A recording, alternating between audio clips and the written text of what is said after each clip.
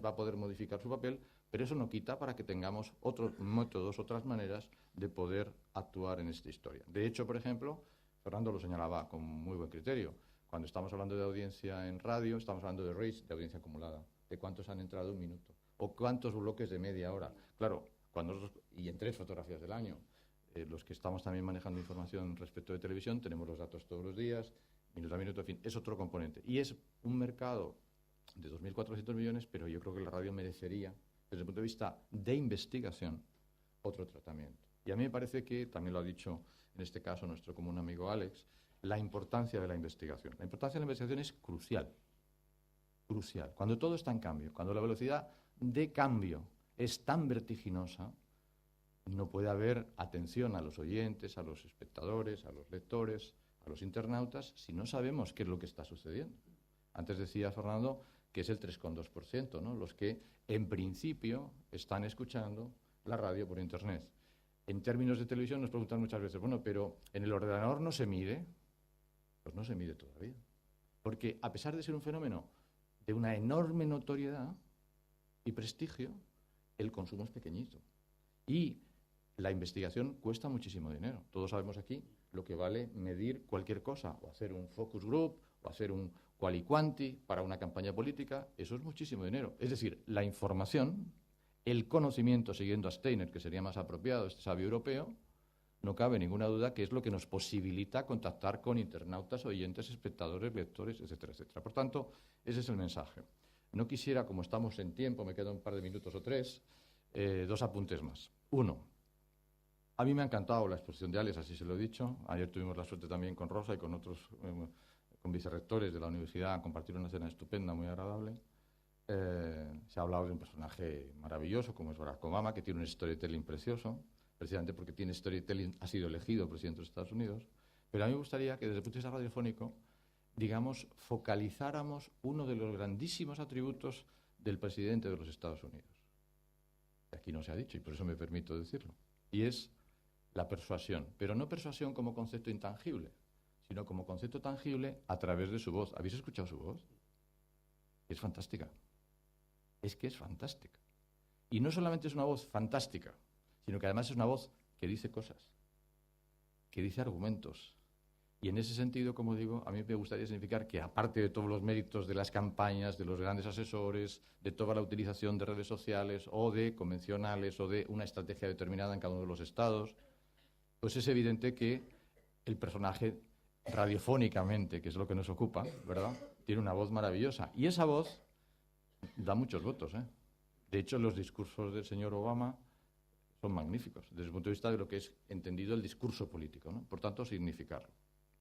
Y finalizar con 2 cosas para los estudiantes, que me parece conveniente, siempre es conveniente. 1,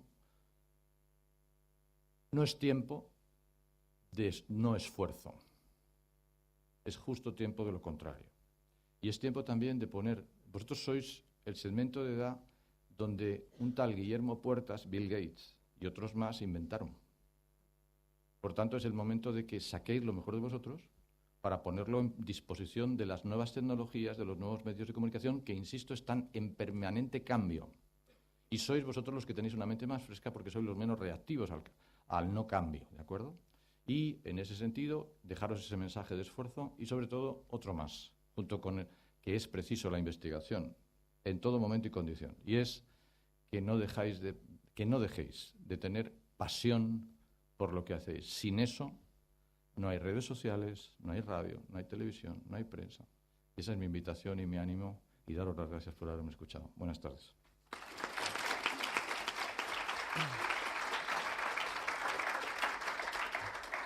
No estaba preparado, lo voy a decir, no estaba preparado, pero son las 2 en punto, con lo cual yo creo que se nota que trabaja en la radio, que ha trabajado en la radio y que las cosas las cuadra, ¿no? A partir de ahí yo entiendo que Rosa nos va a permitir, aunque sean 5 minutos, para que hayan preguntas en relación a este tema y para la mesa, ¿no? Aquí delante hay una primera pregunta, sí, por favor. De todas maneras, yo te voy a decir una cosa. Para el análisis estoy de acuerdo en que tiene que haber muchísimas más olas del EGM. para el autor de contenidos benditas solo las 3 horas, ¿eh? Hay que reconocerlo. Lo que pasa es que hay también profesionales, instituciones, emisoras, cadenas, que consideran que la no información es magnífico, porque así no les altera nada. Pero claro, eso no sirve a la gente, ¿eh? Hombre, para vuestra tranquilidad, decir que hace 5 años se propuso exactamente eso, con el éxito que ya habéis visto. Sí. Bueno, buenos días o buenas tardes, estamos ya en hora. Mi pregunta va para Jaime.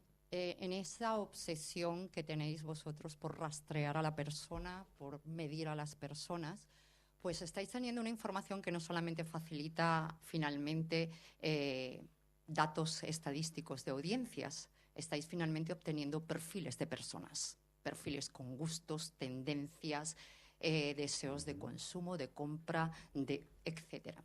¿El plan de negocios vuestro contempla en un corto o medio plazo explotar esa información para luego vender a esos perfiles lo que sabéis de ellos? No recogemos esa información. Vamos a ver, la recogemos, pero no la procesamos. Cuidado. Nosotros no somos Facebook, por ejemplo, para entendernos.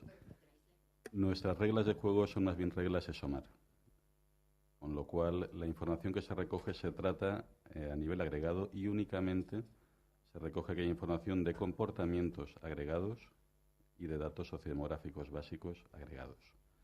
Hay mucha información en nuestros servidores que sería muy golosa, por eso están bien guardaditos. Muy bien, gracias.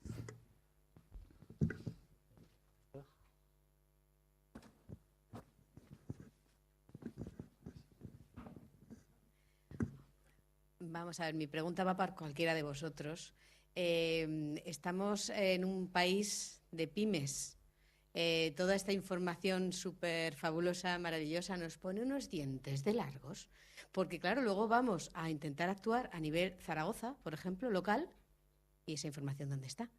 Es muy difícil acceder a ella porque está en grandes números, en grandes estudios, a nivel muy agregado, como evidentemente tiene que ser, pero vas a pedir audiencias a nivel local y te dan, pues, alguno de los medios, te pasa, otros dicen no las tengo, no hay forma humana. Es muy difícil de trabajar. Y la mayor parte de los empresarios somos pequeñitos.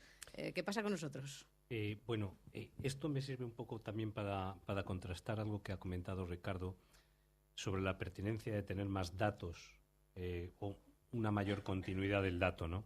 Es algo que ha salido varias veces en el seno de la Comisión Técnica del Estudio General de Medios.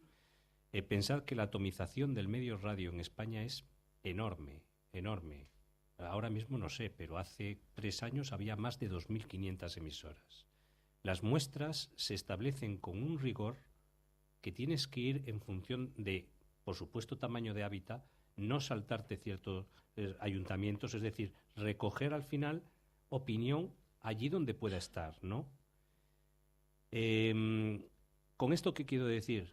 Que para cierto tratamiento de datos solamente se pueden ofrecer datos agregados, ni siquiera en una ola, sino de varias olas, porque no hay muestra suficiente. Arrojar datos de algo que pueda tener un margen de error enorme puede confundir, y de hecho no es que dependa ni siquiera de nosotros, sino que hay unas normas consensuadas. Hace no mucho tiempo, como 3 o 4 años, se planteó en el seno el hacer más olas. Fijaos que cada ola que se hace del Estudio General de Medios son del orden de 9 a 10 semanas de campo.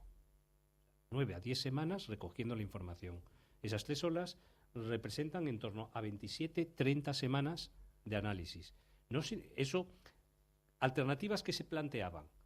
Oye, ¿y si damos una primera liberación de datos a las 2 semanas? Esperamos. Bueno, pues tiene sus pros y sus contras. Sus pros, que tú haces un diseño muestral muy riguroso, pero que hasta que no terminas no es totalmente riguroso. Es decir, que igual arrojas un dato, es favorable y después te es tremendamente desfavorable. Ruido, mucho ruido.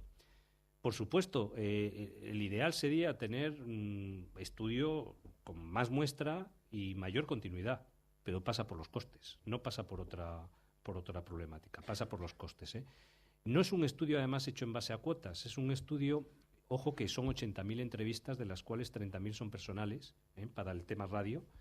Las otras son telefónicas, que poco a poco se ha ido progresando de forma que se ha podido introducir ya una cuota al menos de llamadas telefónicas a hogares exclusivamente móviles, es decir, hogares que nada más tienen telefonía móvil, no tienen teléfono fijo, que todo eso tiene un coste y que poco a poco se ha ido actuando, que hoy, bueno,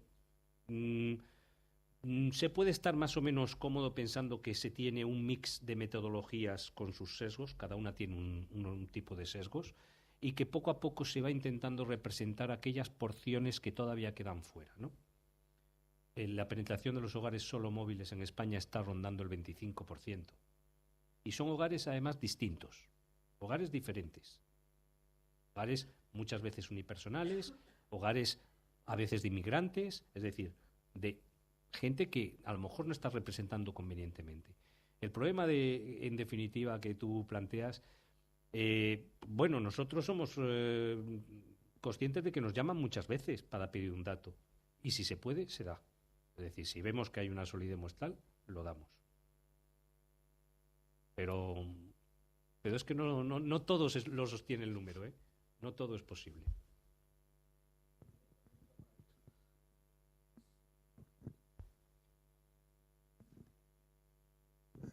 Buenos días. El señor Santiago y el señor Agulló han escenificado más o menos la batalla que existe o que pudiera existir por la medición de las audiencias. ¿Quiere decir eso que hay empresas que se pueden situar detrás de esos estudios para que se les beneficie de una manera u otra? Y la segunda pregunta es que si verdaderamente, si hay intereses detrás de estos estudios, ¿hay una forma de que estas mediciones sean imparciales? Bueno, contesto por una parte sobre la imparcialidad de la investigación. Luego voy yo con Estados Unidos y Europa. Sí. No, muy interesante porque además cada 2 por 3 se pone en solfa un poco la imparcialidad, la objetividad de los sistemas. Bueno, nosotros, AIMC, recibimos críticas. Lo mejor son aquellas famosas viñetas de Chumi Chúmez y alguna otra de Forges que decía, oye, ¿los datos cómo vienen hoy? ¿No son favorables o falsos? Bueno, pues convivimos con ello. Y además recientemente tuvimos, a ya cosa de 4 o 5 años, ¿no? Pues como misiles de profundidad, ¿no? Que pretendían poner en solfa los estudios de audiencia. Los estudios de audiencia duelen. Y sobre todo duelen porque tienen que ver con los medios. Y como ha dicho antes Ricardo, pues el tener un dato 3 veces al año duele menos que tenerlo 365 días, ¿eh? Pero muchísimo menos. Entonces es muy delicado. Y por eso este libro de buenas prácticas, al menos en lo que es la medición digital, no es un invento. Es una prolongación de lo que se han hecho en otros estudios de medición. ¿Qué es lo que se propone? Se propone rigor, se propone control, se propone transparencia. Pero todo eso, ¿cómo se pone en práctica? Pues se pone en práctica con comités de clientes donde confluyen todos los intereses. Pensad que en esas mesas los intereses son contrapuestos. Están los intereses de los anunciantes, están los intereses de los medios, pero es que no todos los medios tienen los mismos intereses. Son también divergentes entre ellos en muchas ocasiones. Pero después hay lo que se dice potenciar la labor de auditoría, de control. Un órgano externo, formas de financiación, esas hay alternativas distintas, pero un órgano externo que fiscalice al medidor. Eso, sin ir más lejos, en el ámbito de la audiometría, y la audiometría de televisión es una empresa privada, es una multinacional también, está siendo auditada por nosotros. Vamos, en concreto yo soy el auditor de la parte de la medición de audiencia de televisión. Que no es sencillo. No es sencillo, o sea, y no porque el medidor al final te abre sus ficheros y tienes que indagar, y por indagar indagas que hasta el hogar existe.